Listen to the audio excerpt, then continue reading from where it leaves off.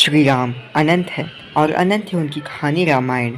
हम सभी ने रामायण के बारे में अवश्य सुना होगा, पर आज हम रामायण के कुछ ऐसे रहस्यों के बारे में बात करने वाले हैं जिनके बारे में शायद आपने नहीं सुना होगा। तो चलिए शुरुआत करते हैं। स्वागत है गाइस आपका हमारे चैनल साइबर स्पिरिचुअलिटी में। आरंभ करते हैं आज के वीडियो के लिए। श्री राम की बड़ी बहन देवी शांता। श्री राम की बड़ी बहन देवी शांता देवी कौशल्या और राजा दशरथ की उनकी पहली संतान थी। और बात करें तो राजा दशरथ के प्रिय मित्र जो अंग देश के राजा थे, उनकी कोई संतान न होने के कारण राजा दशरथ से अंग देश के राजा ने विनती की कि कृपा कर आपकी पुत्री का लालन पालन और कन्यादान करने का कार्य उन्हें दिया जाए। और इसी की वजह से ज़्यादातर देवी शांता अंग देश में रहती थी और उनका लालन पालन, उनका शिक्षण और उनका विवाह भी अंग देश द्वारा ही किया गया। अंग देश के राजा देवी शांता को अपनी पुत्री के समान प्रेम करते थे और उनका विवाह श्रृंग ऋषि के साथ हुआ। एक बार जब अंग देश में अकाल पड़ा तब श्रृंग ऋषि को वहाँ पर बुलवाया गया और तब श्रृंग ऋषि एक उचित वर होने की वजह से श्रृंग ऋषि का और देवी शांता का विवाह करवा दिया गया। और इन्हीं श्रृंग ऋषि ने प्रभु श्री राम के लिए पुत्र कामेष्टि यज्ञ करवाया, जिसकी बदौलत प्रभु श्री राम लक्ष्मण, भरत, शत्रुघ्न पुत्रों के रूप में राजा दशरथ के घर जन्म लेते हैं। देवी अहिल्या और देवराज इंद्र। हम सभी जानते हैं कि किस तरीके से देवी अहिल्या के साथ देवराज इंद्र ने उनके पति के रूप में जाकर उनकी साथ संबंध स्थापित किए थे। इसके बाद जब देवी अहिल्या के पति लौटते हैं ऋषि गौतम, तब ऋषि गौतम देवी अहिल्या को पत्थर की मूर्ति में बदलने का श्राप देते हैं।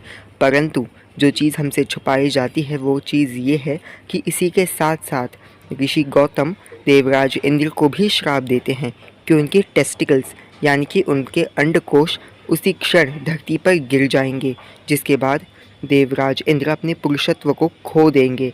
और यही होता भी है। इसके बाद देवराज इंद्र सभी ऋषियों के पास जाते हैं, क्षमा मांगते हैं और तब ऋषि उन्हें बकरे के टेस्टिकल्स यानी कि अंडकोश प्रदान करते हैं, जिसकी वजह से देवराज इंद्र का पुरुषत्व पुनः आ जाता है। और इस तरीके से देवराज इंद्र को इस कुकृत्य की सज़ा जीवन भर चुकानी पड़ती है।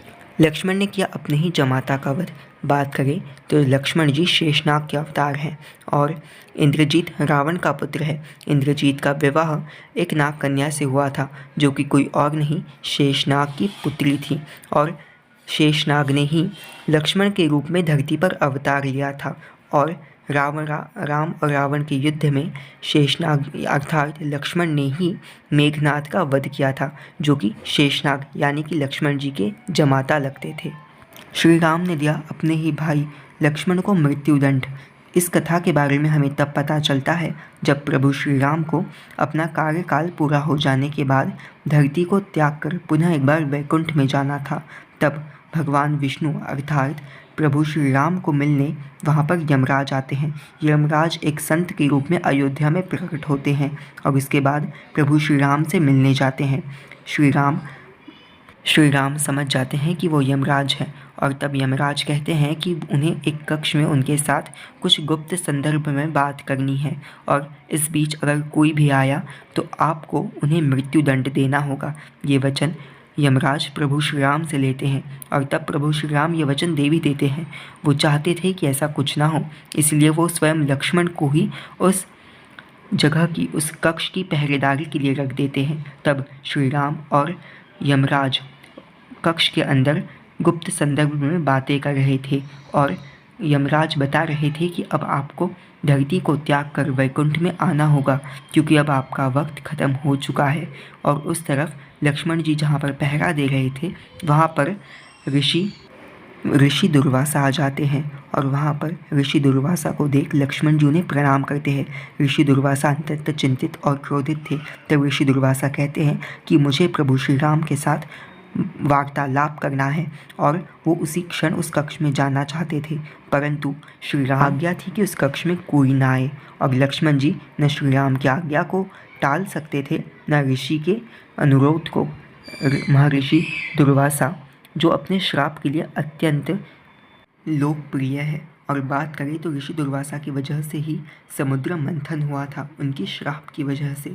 अगर बात करें तो इसके बाद जब लक्ष्मण जी ऋषि दुर्वासा की आज्ञा को नहीं टाल पाते तो वो स्वयं प्रभु श्री राम के कक्ष में पहुंच जाते हैं। और तब ना चाहते हुए भी प्रभु श्री राम को अपने प्रिय भाई लक्ष्मण को मृत्यु दंड सुनाना पड़ता है।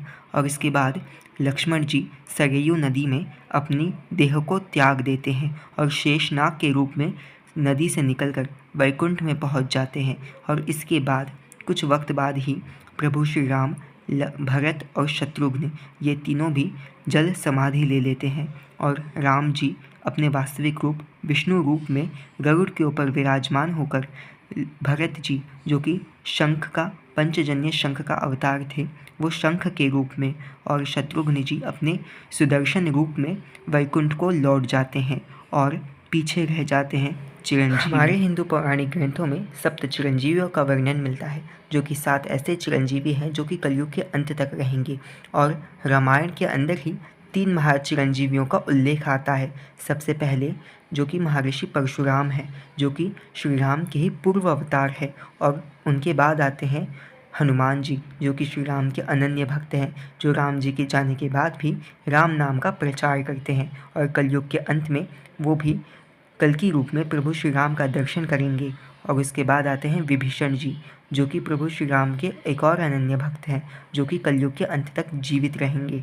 और श्री राम से पूर्व ही माता सीता भूमि के अंदर समा जाती हैं और अपने वास्तविक महालक्ष्मी के स्वरूप में वैकुंठ में आ जाती हैं। जिसके बाद श्री राम के दंड देने के पश्चात प्रभु श्री लक्ष्मण भी शेषनाग के रूप में वैकुंठ में आ जाते हैं। जिसके बाद भरत शत्रुघ्न के साथ प्रभु श्री राम अपने वास्तविक स्वरूप भगवान चतुर्भुज विष्णु के रूप में वैकुंठ को लौट आते हैं।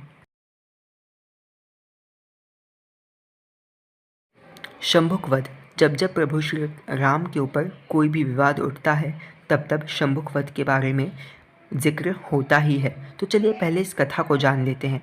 जब प्रभु श्री राम एक बार वन भ्रमण कर रहे थे तब उन्हें वहाँ पर शंभुक मिलता है, जो कि पेड़ के ऊपर उल्टा लटक कर तपस्या कर रहा था।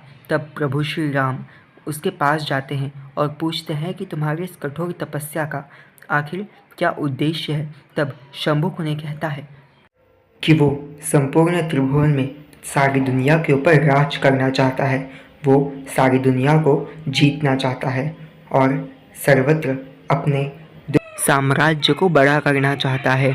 उसकी ये दुष्ट और बुरी मंशा देखकर भगवान श्री राम क्रोधित हो गए और उन्होंने उसकी इस दुष्ट मंशा को रोकने के लिए उसका वध कर दिया। शंभुक वध एक न्याय था। और बात करें तो प्रभु श्री राम अगर पक्षपाती होते, जातिवादी होते, तो वो कभी भी देवी शबरी के झूठे बेर ना खाते। प्रभु श्री राम आदर्श हैं, वो मर्यादा है और वही करुणामयी है। प्रभु श्री राम के आदर्शों पर चलना वो हमें सिखाते हैं कि कैसे एक आदर्श जीवन को जिया जाता है।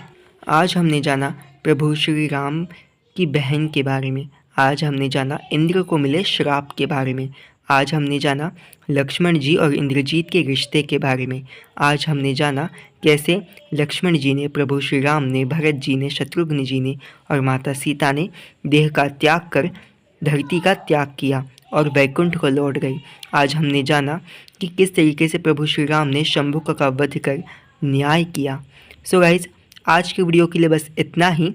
मिलेंगे हम एक नए वीडियो में नए टॉपिक के साथ, और तब तक के लिए नमो गणेश। और प्लीज़ सब्सक्राइब कीजिएगा चैनल को और कमेंट सेक्शन में बताइएगा कि आपको ये वीडियो कैसा लगा।